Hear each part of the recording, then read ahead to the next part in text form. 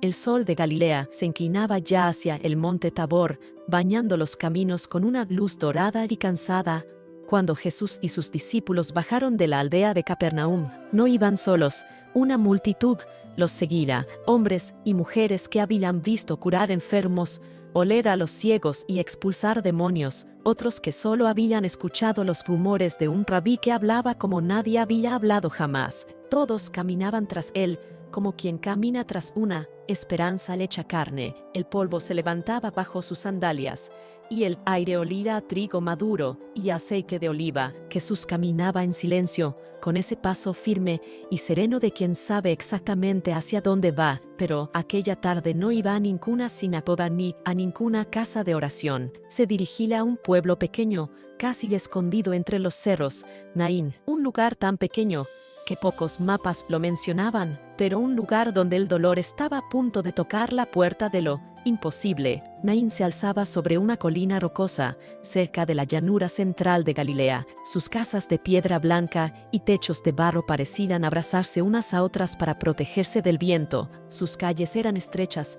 con huellas de carros y escarabajos de tierra. La vida allí era sencilla: olivar, higueras y hombres que trabajaban la tierra desde el alba. Pero en esa tarde, cuando el sol ya se despedía, Naín no era un pueblo de trabajo, sino de luto, porque la muerte había entrado por una de sus puertas más antiguas y no había venido para quedarse en una esquina, sino para atravesar el corazón de una mujer. La mujer era viuda, ya lo era desde hacía años. Había enterrado a su esposo con las manos temblorosas y la mirada seca de tanto llorar, pero le quedaba su hijo, su único hijo, la alegría que le quedaba, el muchacho que había heredado los ojos del padre y la sonrisa de ella, el joven que la ayudaba en el campo, que cargaba la leña, que le traía agua fresca del pozo y le decía: «Mamá, no tengas miedo, que yo estoy contigo». Ese muchacho que apenas empezaba a abrirse a la vida, que todavía no sabía lo que era besar a una muchacha ni oír a sus propios.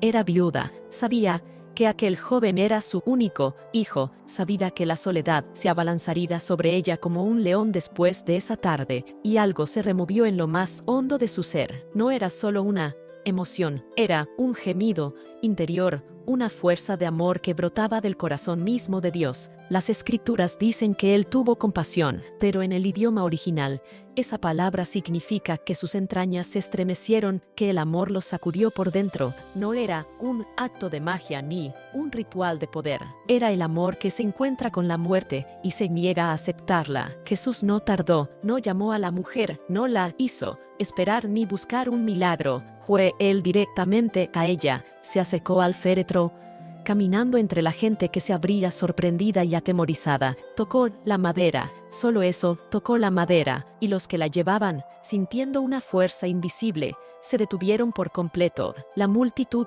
contuvo la respiración. Ni un pájaro cantaba. El polvo se asentaba lentamente sobre sus sandalias. Entonces Jesús miró a la madre y le dijo dos palabras: «No llores». No le dijo: «Ten fe». No le dijo: «Será mejor que sigas». No le dijo: «Mira, yo te acompaño en el dolor». No, le dijo: «No llores», porque él estaba a punto de hacer algo que convertiría ese llanto en alegría. La mujer lo miró. Tal vez hubiera querido preguntarle quién era. Tal vez quería decirle: «¿Cómo no voy a llorar? Esto es lo único que me quedaba». Pero las palabras se le atragantaron. Y Jesús, con un gesto suave, como el que toca algo muy frágil, puso su mano sobre el cuerpo envuelto en lienzos. No pidió que abrieran el féretro, no pronunció oraciones largas. Todos los que estaban allí vieron cómo sus labios se movían, como su voz, esa voz que había calmado tormentas y llamado a muertos, se alzó ahora sobre la ruina.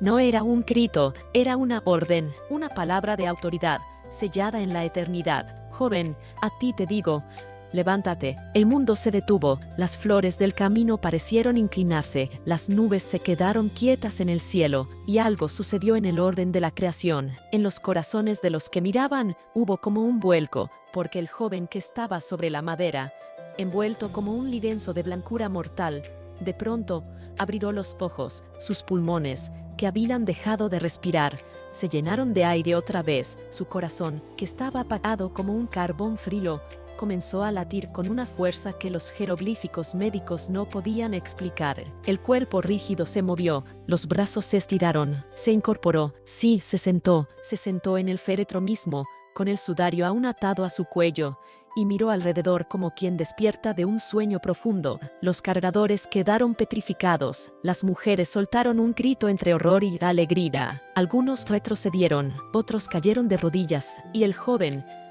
viendo a su madre, saltó de la tabla y corrió hacia ella. Jesús, con las manos extendidas, se lo entregó con una sonrisa que debía ser la más hermosa que aquellos ojos mortales hubieran visto. «Toma a tu hijo», dijo Jesús, y la madre, en un llanto completamente distinto, lo abrazó como si nunca más quisiera soltarlo. Entonces un estremecimiento recorrió a toda la multitud. Era una mezcla de asombro, de temor santo y de alegría incontenible. Los hombres se miraban unos a otros con los ojos húmedos, las mujeres alzaban las manos al cielo, y las palabras empezaron a salir como un río que ya no puede contenerse. Un gran profeta ha surgido entre nosotros, Dios ha visitado a su pueblo, lo decían con la voz quebrada, lo repetían como si tuvieran que convencerse de lo que habían visto con sus propios ojos, porque no había enfermedad en el medio, no había demonio que echar fuera, había muerte, la única enemiga que parecía invencible, y de esa muerte se había retirado. Ante una sola palabra, Jesús no se quedó para recibir halagos, ni siquiera se detuvo a explicar lo sucedido. Tomó a sus discípulos y continuó su camino, mientras el pueblo entero lo seguía con la mirada ardiendo, y el rumor se extendió por toda Judea y por toda la región de los alrededores. Ese mismo día, cuando las estrellas comenzaban a encenderse sobre Naín, los caminos llevaban la noticia de boca en boca. Nadie podía dejar de contar lo que había visto, y aquellos que no estuvieron allí escuchaban con el corazón en la garganta y se preguntaban: ¿quién es este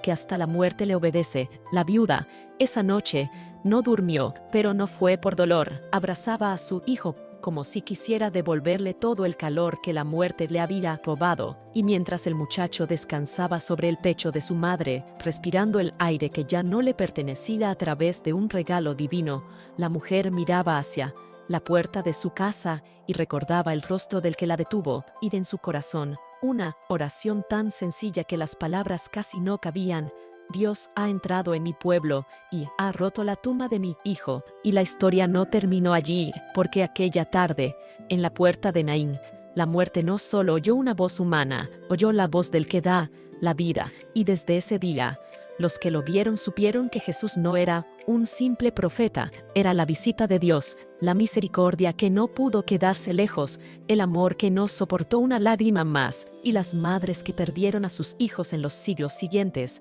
escucharon este relato una y otra vez, y aprendieron a esperar contra toda esperanza, porque hay alguien que tocó la madera del dolor y dijo: yo soy la resurrección y la vida. Aunque sus cuerpos no resucitaran en aquel momento, la resurrección final ya había comenzado a gestarse en las entrañas de aquel Dios que llora con nosotros y que un día lo enjugará todo. La resurrección del hijo de la viuda de Naín nos muestra que el poder de Dios no es una fuerza fría, sino un amor que se estremece. Jesús no quiso ver llorar a aquella madre, y esa compasión fue más fuerte que la muerte. Si Él tuvo poder sobre los muertos, también tiene poder sobre el dolor, la culpa y el miedo. Nada es imposible para su voz.